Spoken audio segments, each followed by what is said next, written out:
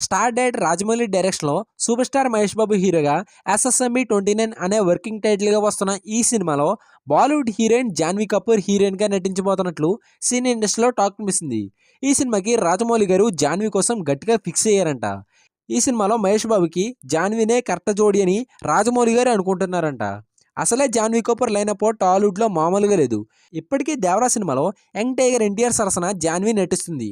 అలాగే global star Ram Charan Buchibabu కాంబినేషన్లో రాబోతున్న RC16 సినిమాలో కూడా జాన్వీ నటించబోతుంది. ఎస్ఎస్ఎంఈ 29 సినిమాలో మరో హీరోయిన్గా చెస్సీ ఎలిజబెత్ నటించబోతుంది.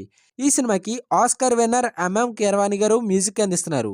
అసలు రాజమౌళి గారికి బాహుబలి, త్రిబుల్ ఆర్ సినిమాలు తీసిన తర్వాత హాలీవుడ్ మూవీస్ నుంచి ఆఫర్స్ వచ్చాయంట. కానీ రాజమౌళి గారు ఒకప్పుడు ప్రొడ్యూసర్ కేఎల్ నారాయణ గారికి ఒక మాట ఇచ్చారంట. కేఎల్ నారాయణ గారు డైరెక్టర్ రాజమౌళి గారిని మహేష్ బాబు గారితో ఒక సినిమా చేద్దామని అనుకున్నారంట. కానీ అది పోస్ట్ పోన్ అవుతూ వచ్చింది. మొత్తానికి 10 ఇయర్స్ తర్వాత రాజమౌళి గారు మహేష్ బాబు గారి కాంబోలో మూవీ రావడం చాలా సంతోషంగా ఉంది.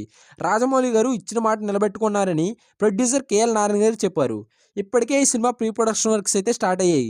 ఆగస్ట్ లేదా సెప్టెంబర్ నెలలో ఈ సినిమా షూటింగ్ అయితే స్టార్ట్ అవబోతుంది భయ్య. ఎలాంటి సినిమా కబుర్లు కావాలంటే మా సినిమా గురించి ఛానల్ని సబ్స్క్రైబ్ చేసుకోండి. ఈ వీడియో కానీ నచ్చితే ఒక లైక్ కొట్టండి ఫ్రెండ్స్.